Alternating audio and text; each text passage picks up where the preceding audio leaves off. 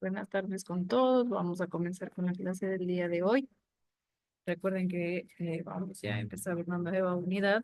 La anterior semana no tuvimos clases con ustedes, pero fue por motivos de que tuvimos juntas de curso, ¿no?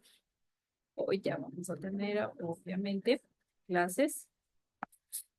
Y vamos a realizar en este caso, como menciono, una nueva unidad. Recuerden que todos estos videos van a estar en la nueva unidad. Listo. Ahora sí mencionamos en este caso, vamos a hablar sobre las infecciones de transmisión sexual. Recuerden que, como menciono, repito, vamos a hablar de un nuevo tema en el cual vamos también a empezar una nueva unidad. Y menciono, repito, en este caso que vamos a hablar sobre las infecciones de transmisión sexual, perdón. Para entender un poquito, las infecciones de transmisión sexual o también denominadas con las siglas ITS son aquellas que se transmiten por un contacto sexual entre dos personas. Y en este caso, estas infecciones de transmisión sexual son causadas por microorganismos que buscan nuevos huéspedes. Estos pueden ser virus, pueden ser bacterias, pueden ser hongos. En este caso, ciertas enfermedades venéreas no necesitan la penetración genital, sino en este caso pueden transmitirse por relaciones sexuales, ya puede ser vaginales, orales o anales, ¿no? Y entre otros casos mediante un beso, ¿no? O en contacto corporal muy cercano. Por absolutamente todos estos casos se puede dar la infección de transmisión sexual, ¿no?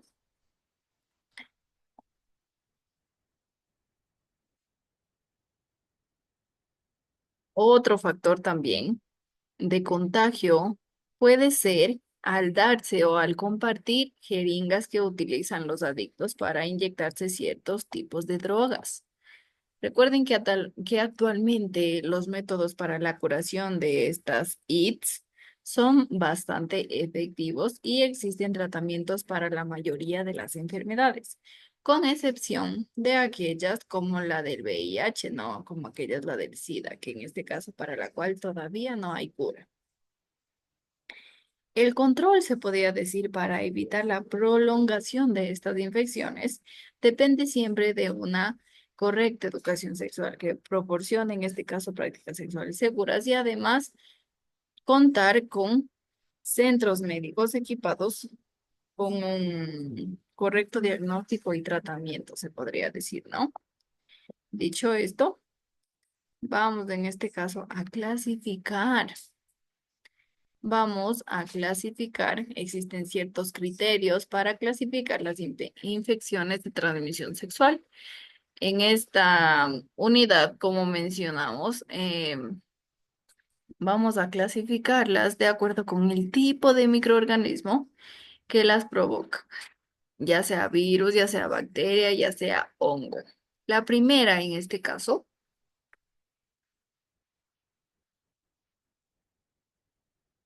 es la infección de transmisión sexual por virus. Vamos a empezar a ver las infecciones de transmisión sexual por virus. Voy a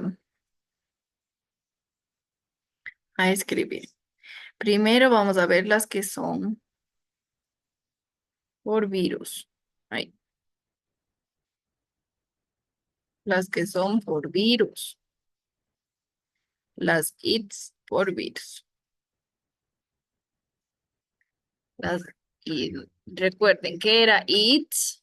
¿Qué era ITS? ¿Quién me dice? ¿Qué era esta palabrita ITS? ITS. ¿Quién? Transmisión de Ya, infección, ya, de infección. transmisión Ahí. sexual. Muy bien. Infección de transmisión Sexual, muy bien. Infección de transmisión sexual, muy bien.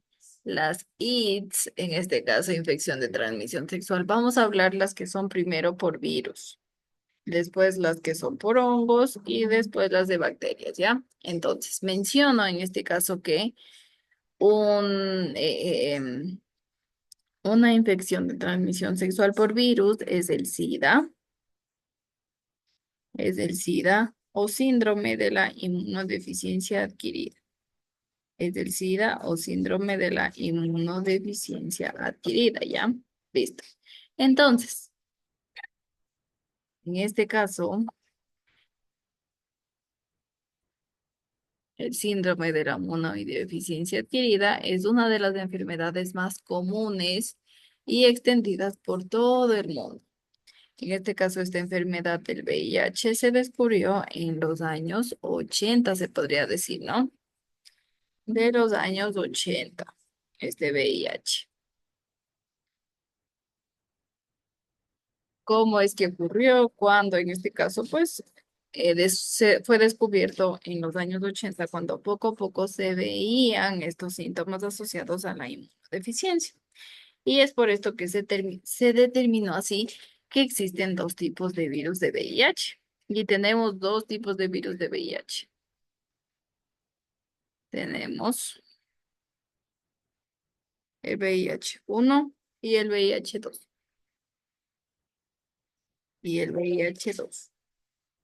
El VIH-1, pues este es el que se encuentra, se podría decir que en la parte del hemisferio occidental, de Europa, de Asia, de África, en este caso, central, del sur y del oriente, ¿no? En África.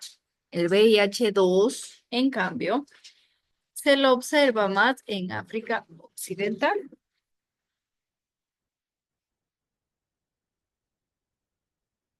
Listo. ¿Qué mencionamos entonces? El SIDA o síndrome de inmunodeficiencia adquirida es una de las enfermedades más comunes y extendidas por todo el mundo. Y se descubrió en este caso en los años 80. ¿Cuándo? Pues cuando poco a poco se veían síntomas asociados a la inmunodeficiencia. Y es en este caso que se determinó que existen dos tipos de virus, el VIH-1 y el VIH-2.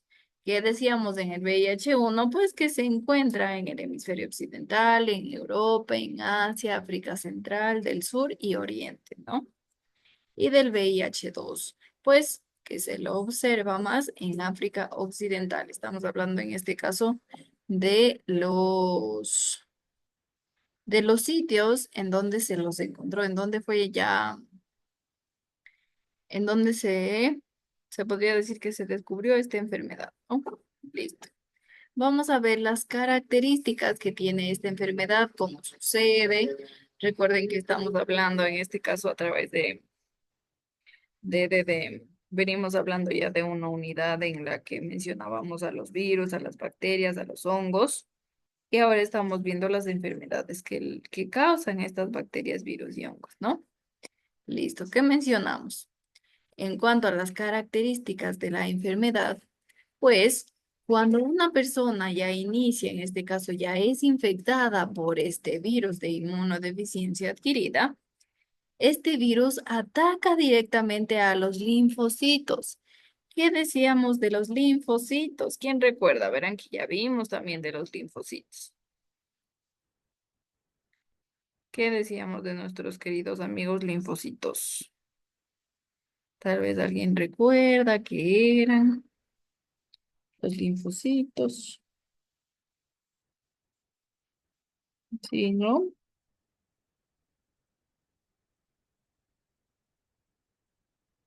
Son las principales células. Ya recuerden que los linfocitos eran las células principales de nuestro sistema inmunitario. ¿Y qué decíamos? Los linfocitos en este caso son los que atacan a cualquier organismo patógeno que en este caso nos hayamos contagiado y así atacar, como menciono, y protegernos de este virus, mientras él, en este caso, los linfocitos están atacando para poder ayudarnos a contrarrestar, se podría decir, el virus de la gripe y así curarnos, ¿no? Entonces, ¿qué sucede en cuanto a las características de esto del VIH? Pues, cuando una persona infectada por el VIH, en este caso, el virus ataca directamente a los linfocitos. Miren, este virus ataca directamente a los linfocitos entrando a la célula, replicándose. Recuerden que era el proceso de replicar, era cuando ya el virus, en este caso, producía más virus como él, ya en la célula, ¿no? Entonces, ¿qué sucede? Que el virus ataca directamente a estos linfocitos entrando hacia la célula, replicándose y posteriormente, obviamente, liberando nuevos virus. Obviamente, como que cuando libera ya nuevos virus, en este caso, ya la célula se destruye, ¿no? La célula que ayudó a que, obviamente, el virus pueda replicarse. Recuerden que el virus siempre ataca a las células, en este caso las van destruyendo poco a poco, ¿no? Una vez que ya se haya liberado los nuevos virus, la célula ya se destruye, ¿no?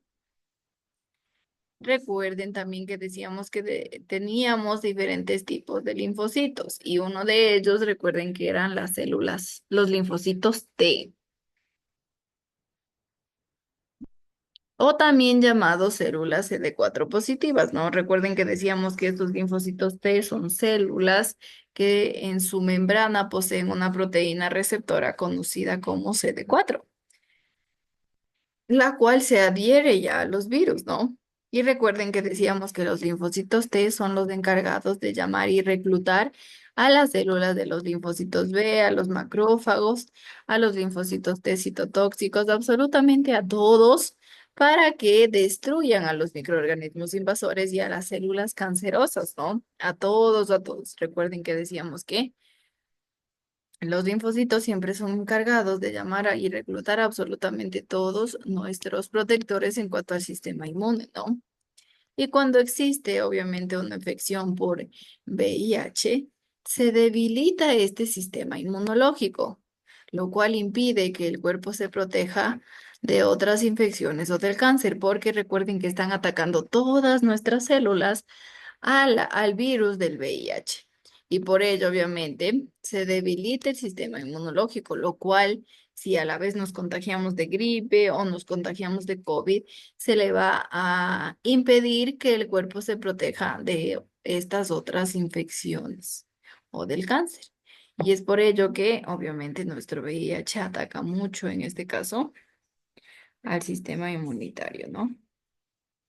Listo. ¿Qué más menciono en cuanto a las características del VIH? Pues las características ocurren en tres fases posteriores a la infección por VIH. Tiene tres fases. Miren, hemos visto las características de la enfermedad, hemos hablado de cómo es que se produce y ahora vamos a ver sus tres fases posteriores a la infección de VIH, ¿no? Vamos a ver las tres fases posteriores. ¿Cuál es la primera? Pues en los primeros meses después de la infección, el número de linfocitos disminuye en un 40 a 50% por cada milímetro de sangre. Miren, ya disminuye, ¿no? Ya cuando están infectados, en este caso por el virus del VIH, en los primeros meses después de la infección, el número de linfocitos T disminuye en un 40 a 50% por cada mililitro de sangre. Esta fase es altamente contagiosa debido a la gran cantidad de virus que se encuentran en la sangre de la persona infectada. Pasando, o ya pasado, en este caso nuestra segunda fase, ya es pasado los 6 meses de contagio. En este caso, las personas llegan a tener valores prácticamente estables de partículas del virus en su sangre, pero aún persiste la acción contagiosa. Todavía en este caso ella puede seguir contagiando. Miren, ya después de 6 meses igual puede seguir contagiando eh, a a más personas, ¿no? Con el virus del VIH, porque todavía a los 6 meses aún persiste la acción contagiosa. Y nuestra tercera fase ya es 1 año o 2 años antes de que se desarrolle el SIDA, pues el conteo de linfocitos T desciende rápidamente hasta llegar a tener menos de 200 linfocitos CD4 positivos. Recuerden que este es el factor que define ya el diagnóstico del SIDA. Como menciono, tenemos entonces 3 fases posteriores a la infección por el VIH. Que menciono, en los primeros meses, después de la infección, ya el número de linfocitos baja. Miren, aquí he colocado un ejemplo en el que,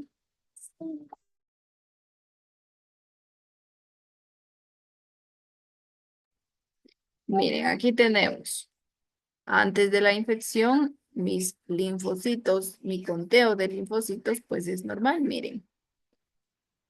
En este caso, ya cuando en los primeros meses y yo ya tengo la infección, ya mis linfocitos disminuyen en un 40 o 50% por cada milímetro de sangre, perdón, miren, ya influye mucho en este caso, ¿no? Y miren, ya estoy infectada en este caso, miren, ya el conteo de linfocitos va siendo menor, ya el VIH se vuelve obviamente más, después pasan los 6 meses de contagio, en este caso ya nuestros linfocitos llegan a tener prácticamente una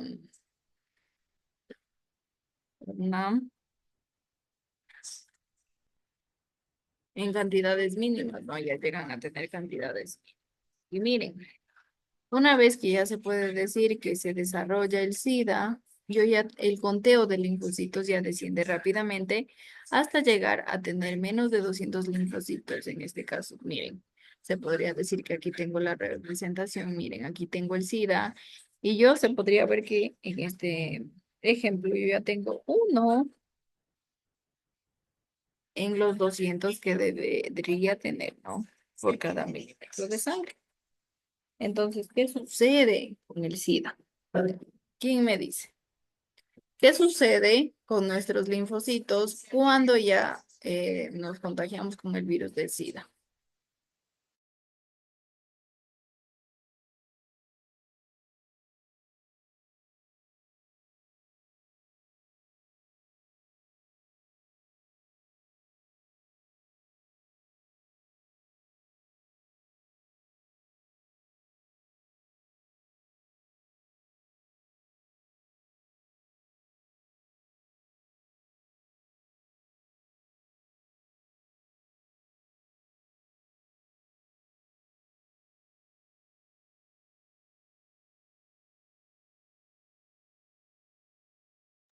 Se debilitan.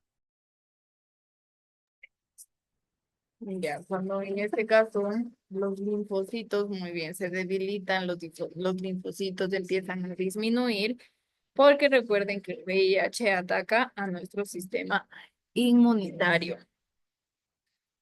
Como ataca a nuestro sistema inmunitario y los linfocitos obviamente se van destruyendo por este virus y por ello se podría decir que ya tenemos menos linfocitos de nuestro conteo normal. Listo. Muy bien.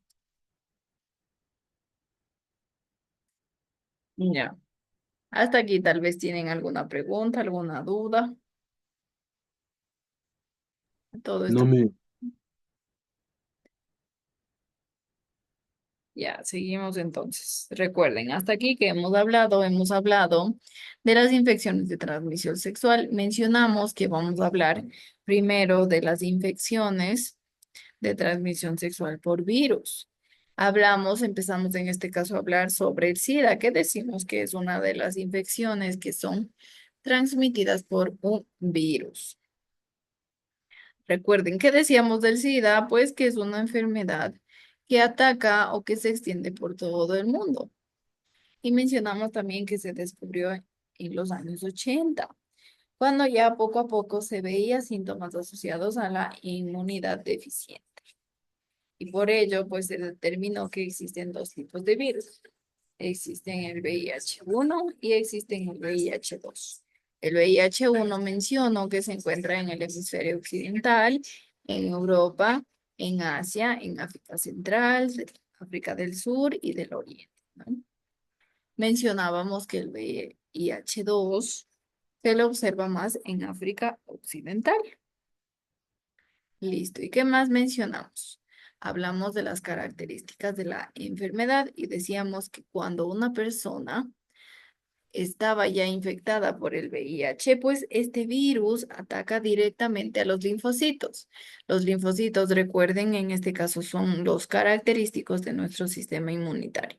Entonces, el VIH se puede decir que es un virus que ataca directamente a nuestro sistema inmunitario, específicamente, obviamente, a los linfocitos. Nuestro virus entra a las células, se replica, posteriormente libera nuevos virus y así es por lo que la célula ya es destruida. Recuerden que una vez que el virus entra a mi célula, la infecta, crea material genético en esta célula, después en este caso se replica, ya libera nuevos virus y la célula se puede decir que el virus utilizó para replicarse, ya se puede decir que queda destruida, ¿no? Queda destruida. Y pues obviamente recuerden que el VIH debilita el sistema inmunológico, lo que impide obviamente que el cuerpo se proteja de otras infecciones o también del cáncer.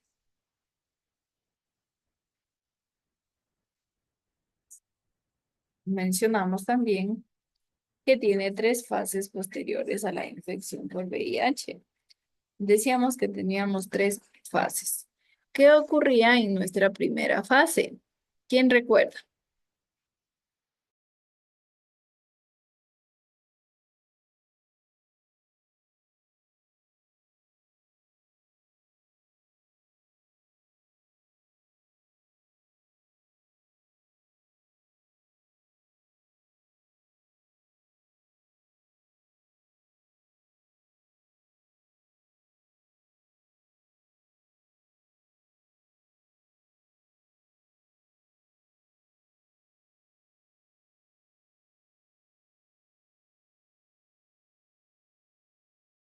Los linfocitos disminuyen.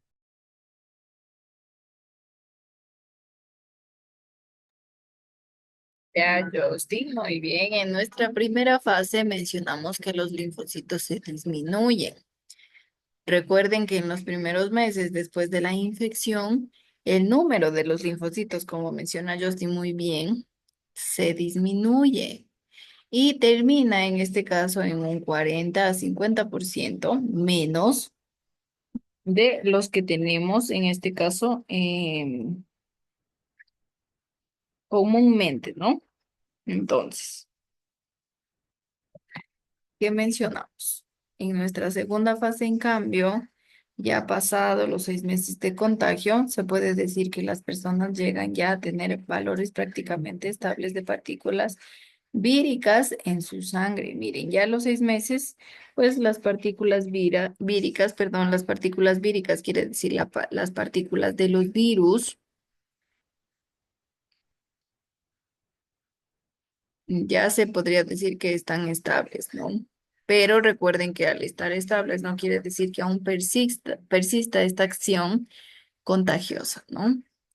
Y a los perdón, y la tercera fase, ya ha pasado el 1 año o 2 años antes de que se desarrolle ya el SIDA por completo, que ya no existe, en este caso linfocitos, 1 o 2 años antes pues de que se desarrolle el SIDA, como menciona el conteo ya de linfocitos T desciende rápidamente hasta llegar a tener menos de 200 linfocitos, CD4 positivo, factor en este caso que ya define el diagnóstico del SIDA, ¿no? Recuerden, el SIDA que afecta, pues afecta al sistema inmunitario.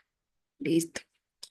Vamos a hablar un poco de la transmisión, de cómo es en este caso que se puede contagiar, de cuáles son sus síntomas, del diagnóstico, la prevención, ¿no? Listo.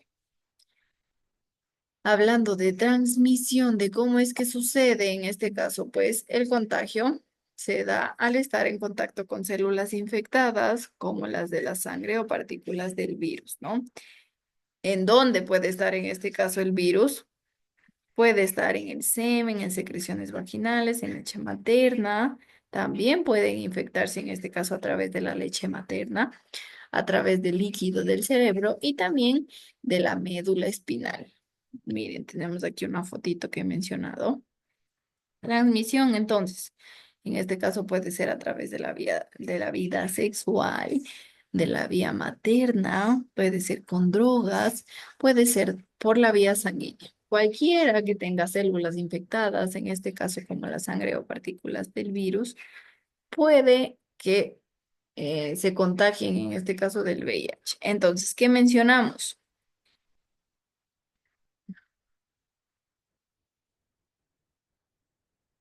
Que puede ser a través del contacto sexual con personas ya infectadas que exponen a las mucosas, en este caso, ¿no? Que recubren, puede ser la boca, y así el riesgo aumenta cuando existen lesiones en la piel causadas por enfermedades de transmisión sexual. Puede ser la sífilis o el herpes, ¿no? Uno de ellos.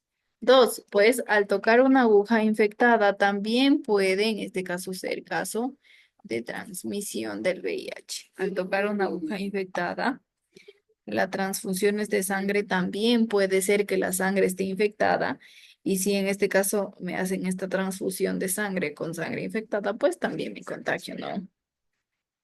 O también puede ser al compartir jeringas que son causas de infección también por VIH.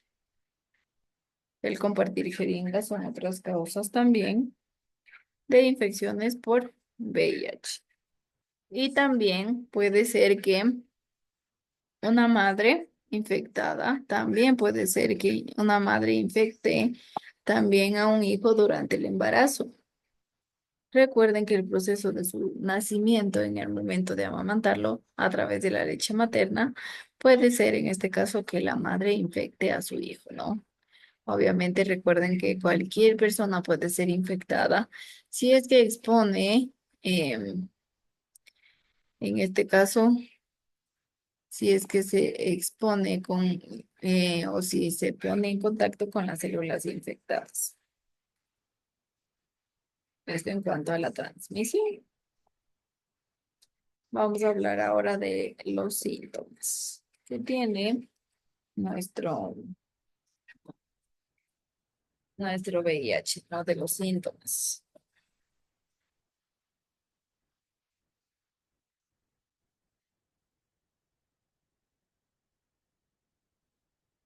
Ya.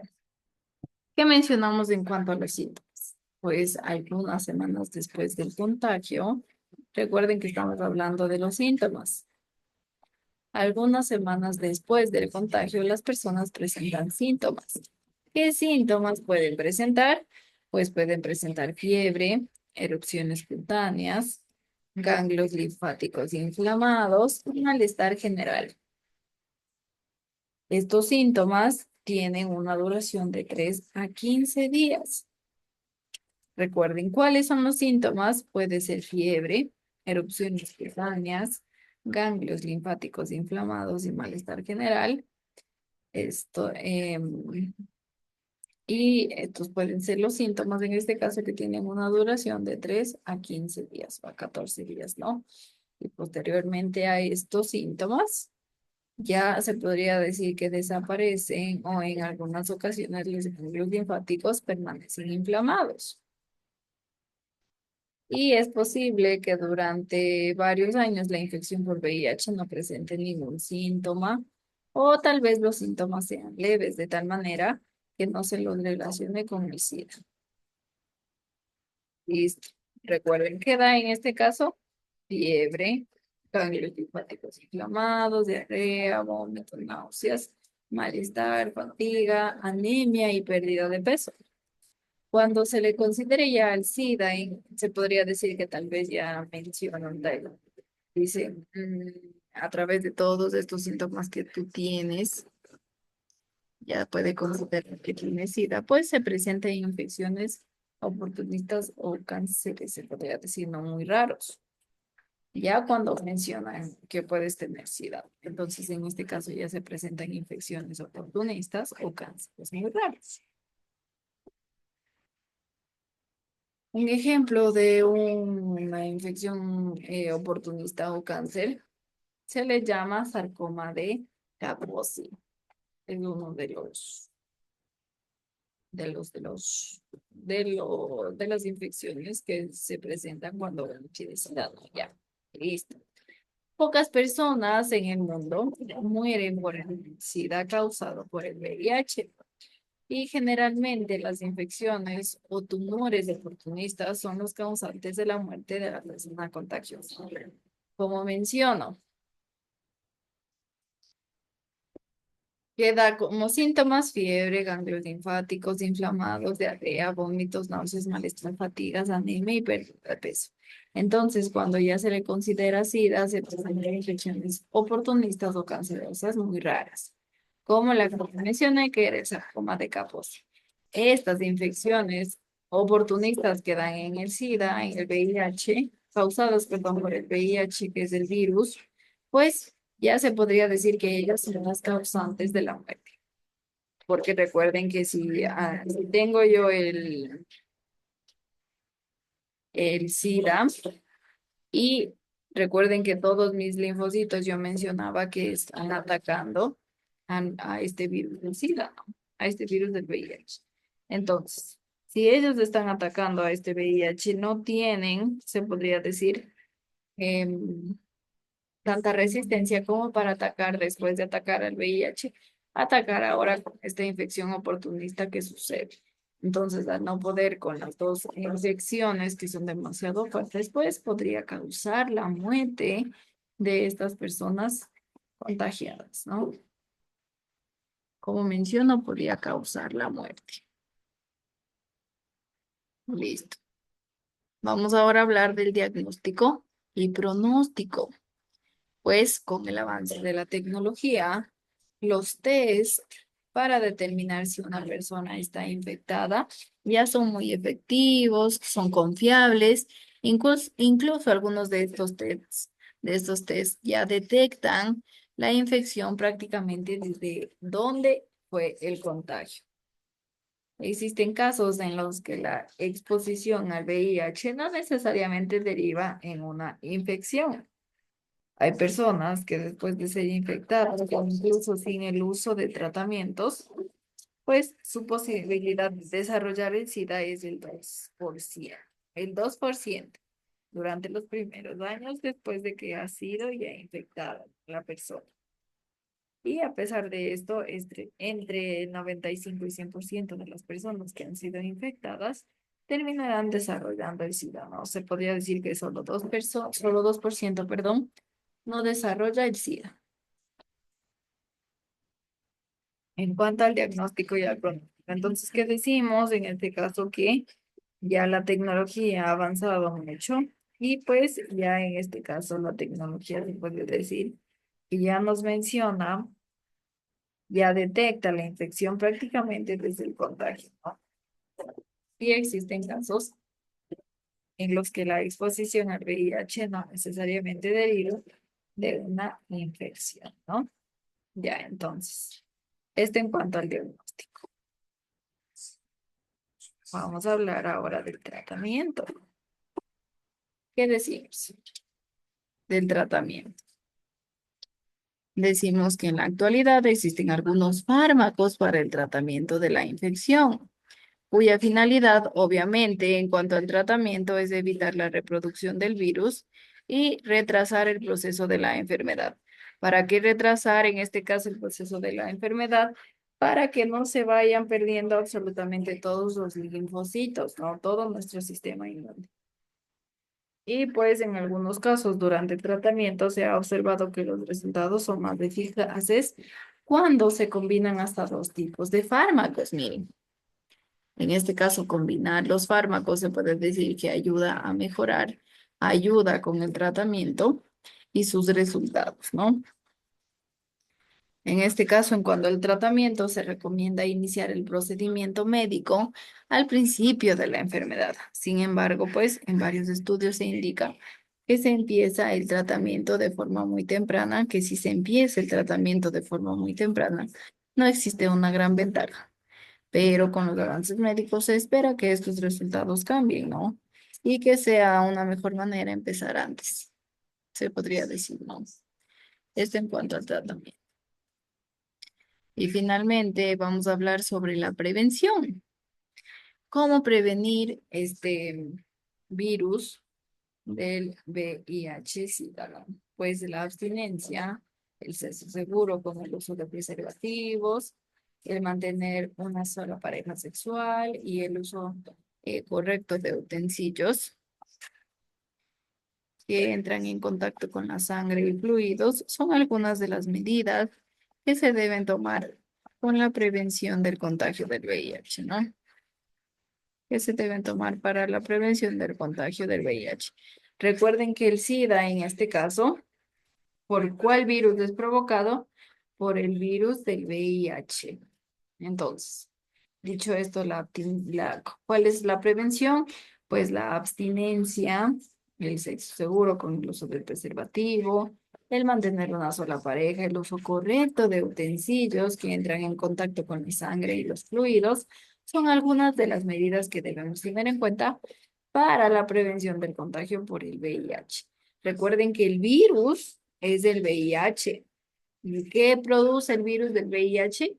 Produce SIDA. Listo. Hasta aquí tal vez tienen alguna duda, alguna pregunta. No me es. Listo. Entonces nos quedaríamos hasta aquí por el día de hoy, ¿ya? Ya les voy a colocar el video. Les voy a colocar dos preguntas. La una pregunta le suben en la primera tarea y la otra pregunta en la segunda tarea. Son dos preguntitas, ¿no? O si desean en la segunda tarea me suben las dos preguntas, no hay problema. Como ustedes se acomoden, ¿no? Listo. Esto sería todo por el día de hoy. Que tengan un buen día. Hasta luego con todos. Yo me es.